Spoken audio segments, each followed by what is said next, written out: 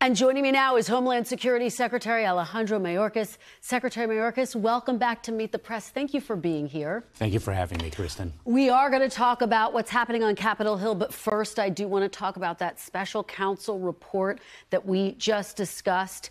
You obviously work very closely with President Biden as a member of his cabinet, and I wonder, have you ever seen anything that makes you question or concerned about his mental faculties?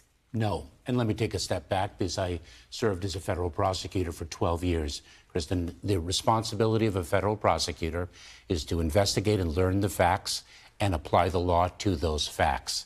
The prosecutor did this. The special counsel did this in the case, made a conclusion that there is no case closed, then made gratuitous, unnecessary, and inaccurate personal remarks, and those are improper.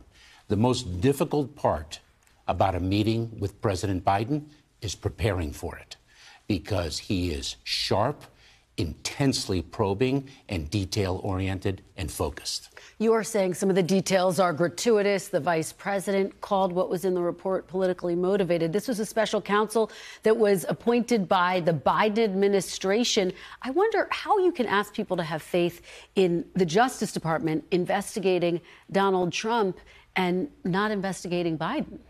The Justice Department acts with unflinching integrity, and the Attorney General of the United States personifies that every single day, as do the career prosecutors and everyone in the Department of Justice. This special counsel report is an unfortunate deviation from the norms that guide the Department of Justice throughout its history. Do you think that the president compromised national security in his handling of classified documents? This report says that he stored some of the nation's most sensitive secrets in his garage. Is that responsible? It is my understanding that national security was not in any way compromised by the retention of documents. The president, according to the report, cooperated fully with the special counsel's investigation. Let me ask you about what we are hearing from some Republicans. More than a dozen Republican lawmakers are now calling for the 25th Amendment to be invoked. Just to give our viewers a sense of what that means, it basically would mean the cabinet would have the authority to start the process of trying to remove the president if he or she is deemed incapable of serving. What is your reaction to those calls? Has that ever been discussed? Kristen, I don't engage in politics. I'm responsible for governing and following the president's agenda, which I scrupulously do. I have to tell you, I have met with the president many, many times over the course of the past 3 years. I prepare intensely for those meetings. I follow up intensely from those meetings to make sure that I deliver the answers to the questions that he has posed. He is probing and detailed and focused on the mission. But as far as you know, the 25th Amendment has not been discussed. Not at all. Okay, let's move on to what's happening on Capitol Hill. House Republicans are planning to vote for a second time, as you know, to impeach you on Tuesday. They didn't have the votes this past week. They accuse you of willfully not following the laws and therefore not securing the border and lying about having control of it. Mr. Secretary, these are serious allegations. How do you respond? They're baseless allegations, Kristen, and that's why I really am not distracted by them and focused on the work of the Department of Homeland Security. I'm inspired every single day by the remarkable work that 260,000 men and women in our department perform on behalf of the American public. I've got a busy day today after the show, a busy day of work. I've got a busy day Monday, Tuesday, Wednesday, and so on. Let me just ask you, though, big picture. You have now been in your position for 3 years, and let's talk about what's happened during those 3 years. More migrants have crossed the border illegally last year than ever before. The asylum cases backlog has more than tripled since 2019. You yourself have said that more than 85% of migrants caught crossing the border illegally are being released into the U.S. as they await their court dates. Let's just put impeachment aside for a minute. Why do you deserve to keep your job, Mr. Secretary? Kristen, the data that you cite is a powerful example of why we need legislation to fix what everyone agrees is a broken immigration system. And you take a snapshot of the data over the past 3 years. Let's take a look before the last 3 years. That case backlog, which is about 3 million cases, has been growing year over year over year. The time between when we encounter an individual at the border and the time of final adjudication of an asylum case has been years, 5 to 7 years, 4 years and years. I remember when I entered the Department of Homeland Security in 2009, we were wrestling with these very same issues.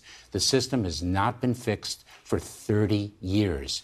A bipartisan group of senators have now presented us with the tools and resources we need, bipartisan group, and yet Congress killed it before even reading it. No doubt there is gridlock on Congress, but do you bear responsibility for what is happening at the border, what the president himself has called a crisis? It certainly is a crisis, and we don't bear responsibility for a broken system, and we're doing a tremendous amount within that broken system. But fundamentally, Congress is the only one who can fix it. You testified for years, really, that the border is secure. And now, in recent comments, President Biden says it's not secure. Do you now agree with President Biden's assessment that it's not secure? Kristen, the challenges at the border have been longstanding. The president correctly noted that those challenges have existed for 10 years. So you agree with him? In fact, even longer.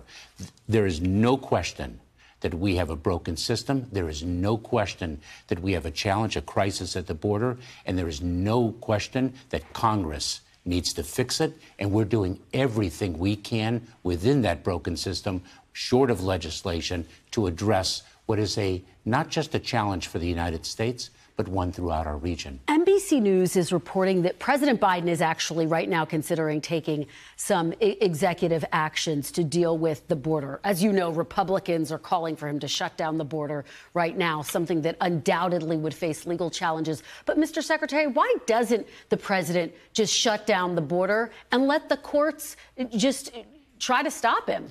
Well, the fact of the matter, Kristen, is that we have taken executive actions already. We continuously review what options are available to us, but those are always challenged in the courts, and whether or not they see the light of day and actually are able to be operationalized is an open question. That is why the bipartisan group of senators actually prepared and presented a piece of legislation that would, base it in statute, the ability to close the border for a limited period of time, an extreme measure, and it would be immune from court challenge because it is statutorily based. If it were done legislatively, no doubt you wouldn't have these legal challenges, but isn't trying to do something better than doing nothing at all? Why doesn't President Biden try to shut down the border? Are you encouraging him to do that? Well, we have already taken important steps. We certainly haven't done nothing. I will tell you, we issued a regulation, the Circumvention of Lawful Pathways, that actually created a rebuttable presumption of ineligibility for asylum seekers if they did not avail themselves of the lawful pathways that we built. And so we've done a tremendous amount. It's very important to remember, we have removed, returned, or expelled more individuals in the past 3 years than the prior administration did in all 4. Let me ask you, because I just heard you say that you are reviewing what is available to you, which suggests that you may be considering taking new executive actions. Would that include potentially detaining families? Kristen, let me be clear about what I said. We always explore what options are available to us that are permissible under the law, and if we think they are advantageous in achieving our mission, we institute them. We have made a decision that we will not detain families. So that's off the table, detaining families. You've rejected it in the past, you still reject it. It's absolutely off the table. That has not come back up. We rejected it some time ago. What about reinstituting the Remain in Mexico policy? That is something that you terminated. Do you regret terminating it, given that migration has increased in the wake of that? And are you considering reinstating it, working with Mexico to do that? A few things about Remain in Mexico. First of all, it depends upon Mexico's agreement. And Mexico has articulated publicly that it will not allow the re-implementation of Remain in Mexico, number one. Number two, it's been challenged in the courts. And number three, remember something, that Remain in Mexico was implemented in January of 2019. In 2019, there was almost a 100% increase in the number of encounters at our southwest border over 2018. I have to ask you finally, here we are on Super Bowl Sunday. I know you were just out in Las Vegas. You were dealing with security matters there. Are you concerned about any threats on this Super Bowl Sunday? Will the Super Bowl be safe? We have no specific credible threat posed to the Super Bowl. We are always vigilant, always ready. I was visiting with 350 Department of Homeland Security personnel that dedicate themselves to the safety and security of the Super Bowl and to the safety and security of the American people every single day. All right. Secretary Mayorkas, thank you so much. Hope you have time to watch the Super Bowl tonight. Appreciate your joining us very much. Thanks for watching. Stay updated about breaking news and top stories on the NBC News app or follow us on social media.